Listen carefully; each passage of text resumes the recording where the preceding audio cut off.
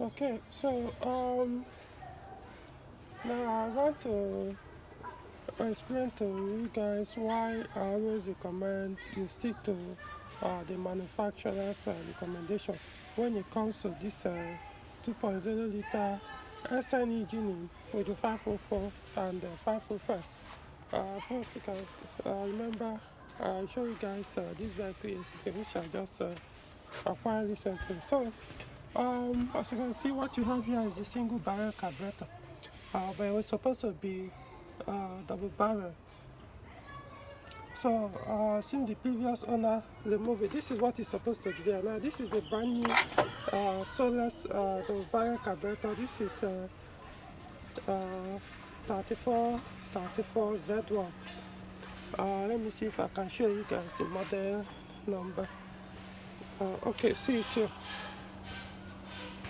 See this sticker, PSA 34 Z1. So, so let me keep it here. This is how it's supposed to be. Alright, so now this double barrel. Now this is what, no, this is single barrel, double barrel. So this single barrel is meant for 1.8 liter, 1.6 liter engine in 504.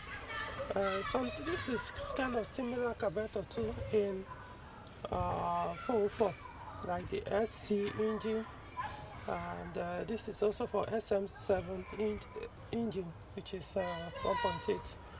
So when this is the shock plate, as you can see, is in a closed position. So when engine is cold, for the cars that is meant to be mounted, or engine that are meant to be mounted, there is a cable here that goes into the cabin, that where it's supposed to control this plate. So what will happen is, when engine is cold, like every morning when you start the car, you're supposed to close it. So in that case, let me see if I can remove this adjustment.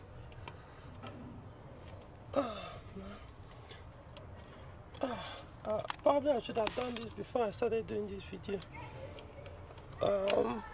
Okay, let's see. I want to remove this because they actually adjusted it to stay in one place without moving. Okay, so later I'll put it back. Now you can see, isn't it? So this is the full closed position. So when engine is cold, it will be something close to this. Then you start the vehicle, because a cold engine needs excess fuel to start and run. So for you to do it, you need to be this close. So once you start the car, engine will start, engine sound, the RPM will stay high for a while. Then you operate that, there's a kind of knob there which you pull or push back in, so which control this.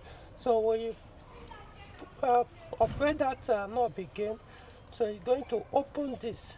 Now this is the full position. You gradually bring it to this place.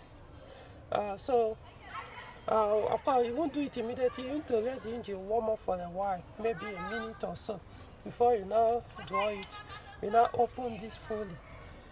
Once you get to this position, it means the engine is warm enough to now run with less fuel.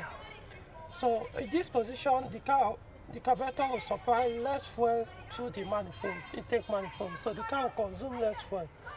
Now, because the car doesn't have that control cable to be doing this, so they now have to set it in one position.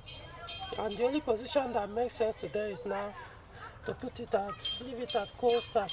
Remember, this is how we met it.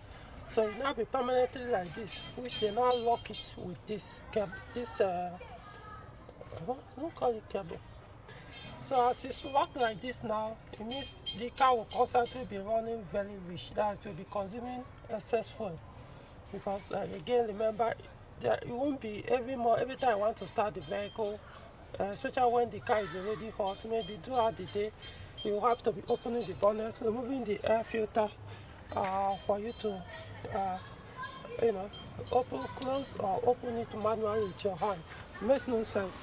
So you now have to sacrifice for economy by leaving it closed partially, so that you only wish, you know.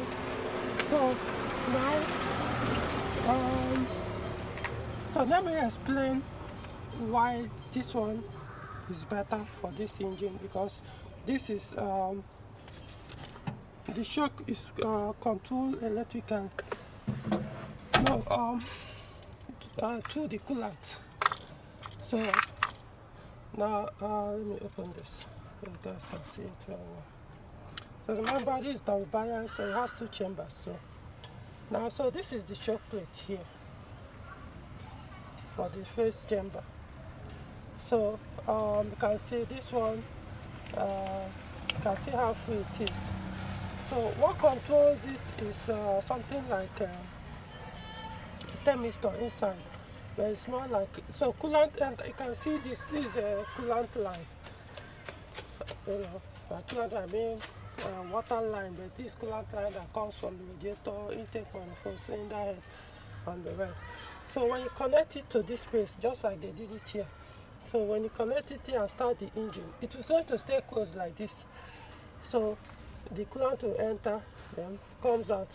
So as water pump is spinning, it's passing, it's circulating the coolant. As the engine is warming up, when it's cold, it will stay high, just like this one will do. As you can see, it's closed. So as the coolant starts warming up, as the engine is running, you see this thing will start opening gradually. It will just be opening gradually. So as the hotter, the warmer or hotter the coolant becomes, you keep opening, and you see your engine side will start dropping. The fuel consumption will be reducing until it now opens fully and stay like this throughout the running of the engine, until the engine becomes cold again. So even when you stop the car, you drive the car for 1 hour, stop it, switch it off, it will stay open. Depending on how long the it takes for you to start the car again, it stays open, and gradually, if the coolant is getting warmer, it will be closing again gradually. No, if it's getting colder, it will be closing until it becomes cold completely, then it closes. So in this case, the coolant manages your fuel consumption, or the fuel that goes into the to these chambers, into the intake manifold. So that's why this one consumes less if you work with the setting. Of course, this is supposed to consume less, but because it does not have that setting for this car, there are 505, I think is the, trying to remember, the phase 1 505. I think some of them have that cable that operates this, especially for the 1.8 liter engine, that will operate this choke plate. Like I said, this is also the choke plate. So in that case, it's not a problem. This one, of course, definitely this will consume less fuel than this. But then, because Nigerians are, for some reason, everybody is converting, putting this on their 504, 505. So always having this problem. And so, you can see this carburetor is still new. Look at it. Still a new carburetor. But then, it's burning too much fuel. I mean, if you start the car, even when it's hot, if you press the throttle close to the floor, it will bring out black smoke. You know, so as and the black smoke is the carburetor that is causing it. So black smoke is a symptom of too much fuel inside the engine going into the combustion chamber.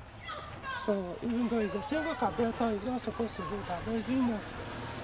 So of course, eventually I'm going to swap in the carburetor, remove this, but of course to do that, you can see they did some construction here, so I'll have to remove and get the gasket. There's a rubber gasket that's supposed to be there, but I also like adding those paper gaskets on it as well. And then also need to change the cable. This is the single carburetor cable. I have that double carburetor cable, so I have to also pass it through from inside the cabin to this place so that I can enter here. Then the coolant line, I'll transfer them here. So this is the fuel supply line. This is the vacuum advance line. This one here goes here. Is it here or here? I think it's here. I want to remember. Okay, so basically that's it. Then I have to run positive supply here, 12 volts positive supply to this, and where's this? This one as well. There's two electrical connections to the carburetor. So yeah, I do that, but at least now you know why I don't recommend this. Doesn't mean it cannot work, unless you have a way to be doing that. Because if you want to keep it open like this, it means when the engine is cold, it will not start. But once it warms up, if you leave it like this, it will always start anytime you quiet the engine. But once your engine becomes cold, it can't start like this. The only way for it to start is to press it down again. But like I said, imagine every now and then, every time I want to start the car, I have to open the bonnet and start to operate this, to turn this, to know when the car will start. It makes no sense. Instead, you're supposed to do it from inside the vehicle. So this is more like an improved double barrel carburetor that you find on SN1 or SN1A engine. Actually, this is meant for SN1A engine, which is this particular engine. There's this solid carburetor double barrel, which is MIMSA 3235. That one has, I think this is what controls it. It has a manual cable that controls it. I hope I got it right. I can't remember.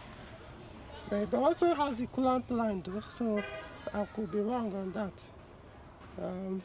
I think it's the cable that controls it, because I've used it on my GL before, so I had to now set the choke plate to be a little bit halfway open, not fully open, you know.